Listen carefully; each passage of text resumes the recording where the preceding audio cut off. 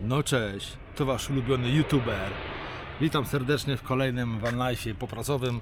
Jedziemy dzisiaj z tego miejsca 50 km niedaleko. Jedziemy śladami historii, średniowiecznej historii.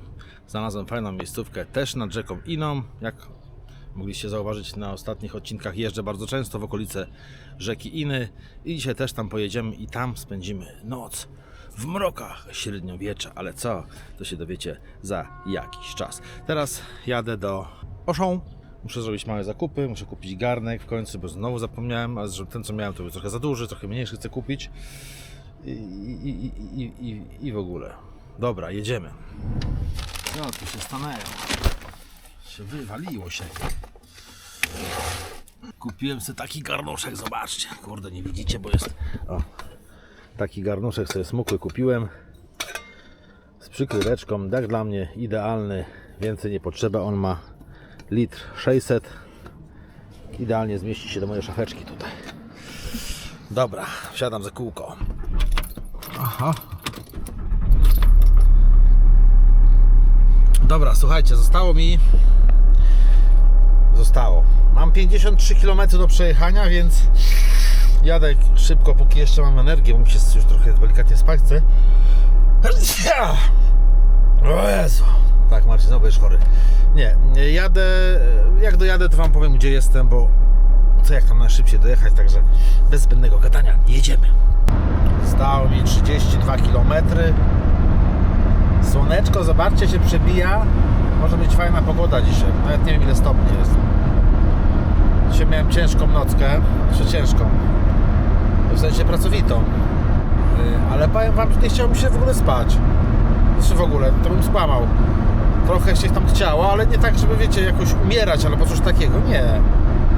Ale chyba to jest zasługa energetyków, które sobie kupiłem. Kupiłem sobie Tigera i... Monstera jednego? Tak. Na starcie wypiłem jednego, a później gdzieś tak koło trzeciej chyba następnego i powiem wam, że kurde faktycznie jak dla mnie energetyki mogły nie istnieć, było to gówno, nieraz próbowałem, nie działało, to teraz to zadziałało perfekcyjnie. Ja wiem, ale nie pijcie tego, to gówno jest. Ja tylko piję w nocy, bo już mam energię właśnie do pracy. Czasem w trasę jak jadę, to też się napiję. Dobra, fandanzole, słuchajcie, 3 dychy przede mną i jak dojadę na miejsce, to wam część zdradzę tajemnicy, gdzie będę spał, po pracy i gdzie będę spał prawdopodobnie też na noc. Nockę zrobię tam to po prostu w średniowiecznych klimatach. Jakieś duchy średniowiecza może mnie nawiedzą. Tutaj przy tych silosach polski cukier, tutaj zaczęła się afera trafikowa, tutaj właśnie zaczął padać sprzęgło, pamiętacie, nie? Ci co oglądają moje odcinki to wiedzą. O dokładnie tu, gdzie stoi ta biała ciężarówka, stanąłem pierwszy raz, zadziało mi się coś ze sprzęgłem. I jak głupek pojechałem jeszcze nad morze z takim sprzęgłem, co nie? O, ci dopiero. Marcel, o, muszę skręcić tutaj w lewo, widzicie? Kurde, myślałem, że to jakiś palant, a to ten, jakiś kosiarz umysłów. No i już się zaczynają schody, kurde, już zostało mi 4 km. Przejazd kolejowy zamknięty, kurde, do 5 maja, coś tam. Kuźwa, zawsze coś. Ale znajdę tu jakiś objazd. Zobaczymy, tam jest wieś, więc tam ludzie mieszkają, więc tam musi być dojazd. Kurde, w dupę. Zobaczcie, jakie zadupie, kurna. Zadupie totalne. Ja wiecie, że ja lubię takie trasy, kurde, nie? Extreme. O, już widzicie, co będzie? Ruiny zamku. A dojazd jest taki. To lecimy. Zobaczymy, co nas czeka na końcu. No i jestem na miejscu. Tam na wzgórzu jest średniowieczny zamek, a właściwie jego pozostałości, ruiny. Przejdziemy się, jak się prześpię trochę, chociaż okolica nie jest na nocleg taki, żebym spał docelowo. Pewnie gdzieś się przemieszczę, bo widzicie, wśród pól. Nie zbyt atrakcyjne miejsce, ale na sen po pracy jak znalazł, więc idę spać, a później przejdziemy się tam i wam powiem trochę historii, bo trochę poczytałem o tym miejscu.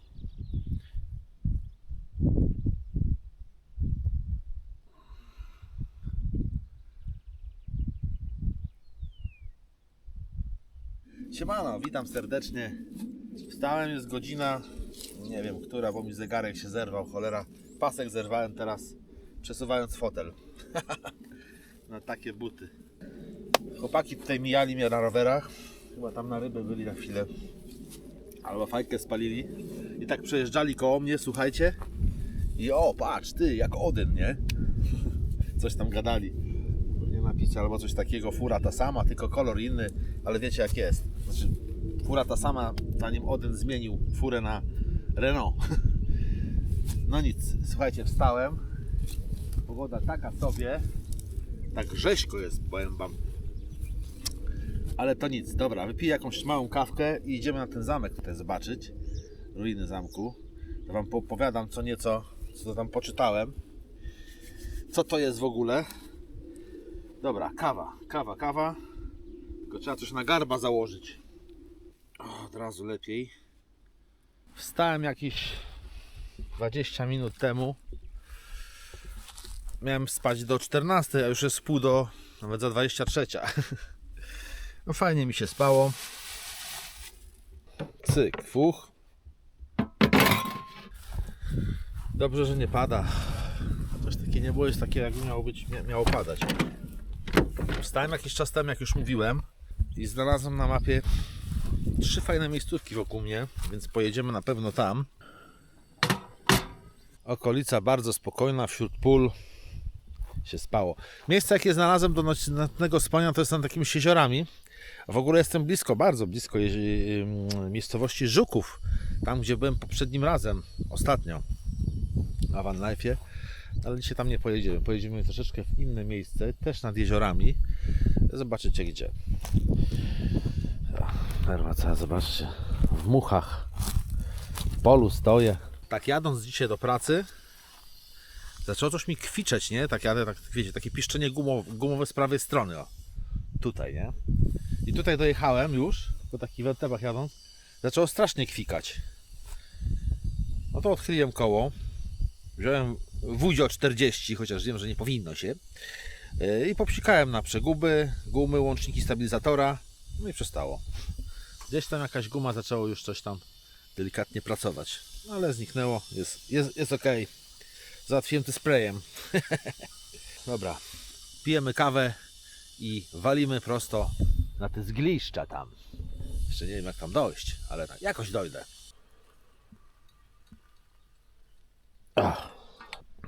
Kawusia musi być.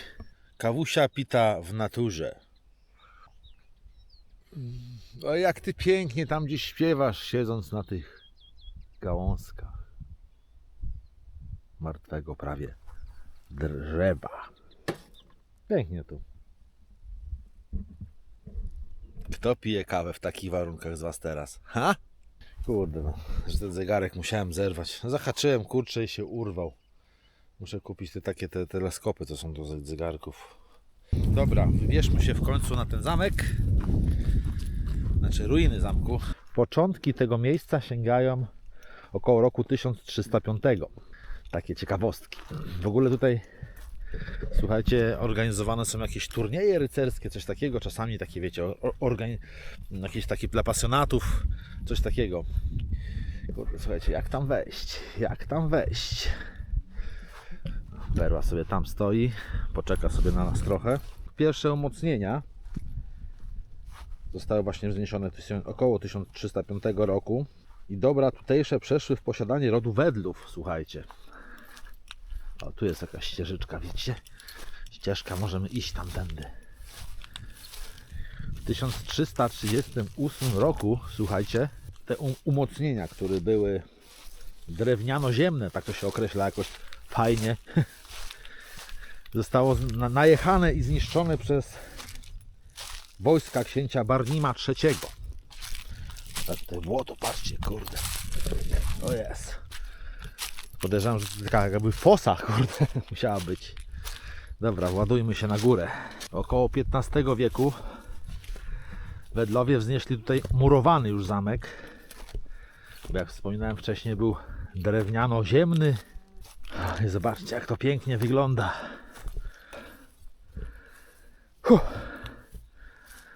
O, tak to wygląda. Zameczek, stos kamieni.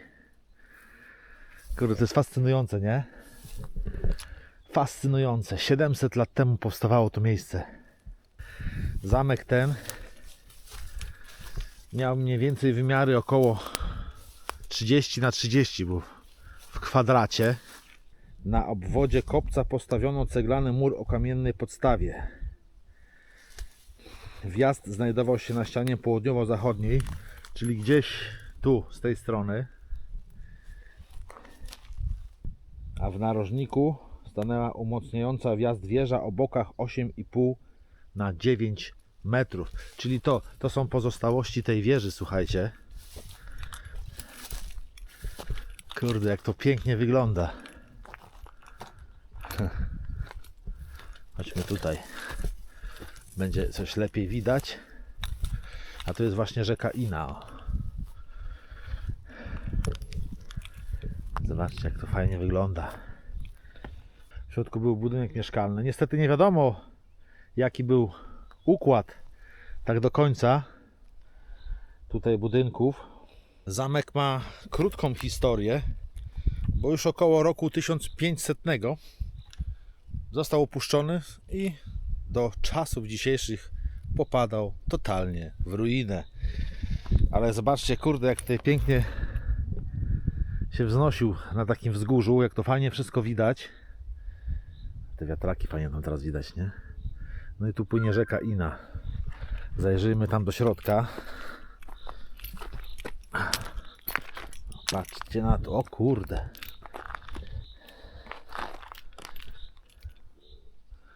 Kurde, jakby tam wpadł, to by nie wyszedł teraz. No i to jest ta właśnie wieża. Do końca nie wiadomo, jakiej wysokości ta wieża była. Nie ma żadnych dokumentów na ten temat. Ale widać, że to zostało wzmocnione cementem, żeby się po prostu nie zawaliło. Taka, wiecie, renowacja, żeby coś pozostało. Mnie niezmiernie kręcą, słuchajcie, takie klimaty, gdzie stoję w miejscu, gdzie toczyły się boje. I kawał miejsca, kawał historii ma to miejsce. Piękna rzecz. Wejdźmy trochę niżej. Patrzcie, jakie mury. Tutaj już widzę, strasznie się to psuje, strasznie. Tutaj cementem pozalewane, żeby po prostu ochronić to coś przed zniszczeniem całkowitym. Patrzcie. Wyobraźcie sobie tutaj toczące się boje i broniących się tutaj w środku ludzi, strzelających być może z tej wieży z łuków, z kusz, rzucających kamieniami. To musiał być piękny widok. Zobaczcie, tutaj widać kształty. Prawdopodobnie tutaj były jakieś zabudowania mieszkalne. No i taka krótka historia tego miejsca. A tutaj tak to wygląda. Aż strach tam wchodzić, bo nie wiadomo, czy tam jakiejś dziury nie ma. Bo poza roślinnością nic nie widać. Ciekaw jestem, gdzie teraz stoję, w jakim pomieszczeniu, jakie tutaj było, jaką spełniało funkcję. Chciałbym się tego dowiedzieć.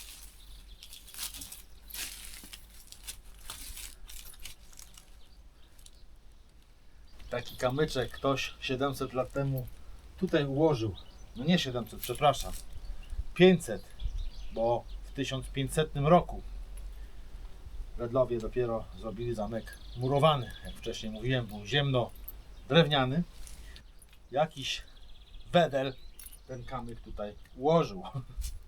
Ciekawe, jakby tutaj z wykrywaczem polatał, czy coś by znalazł, czy nie. Tutaj najprawdopodobniej było jakieś wejście, ponieważ te kamienie są tak wyślizgane, że widać, że tędy przechodzono. Ale głazik ma dosyć solidny, co nie? I tu też jakieś pomieszczenie. Być może była to jakaś izba, w której spano.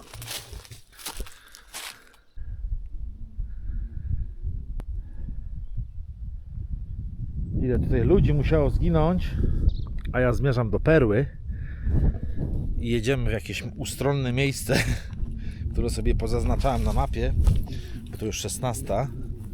Mamy 3-4 godziny względnego światła jeszcze.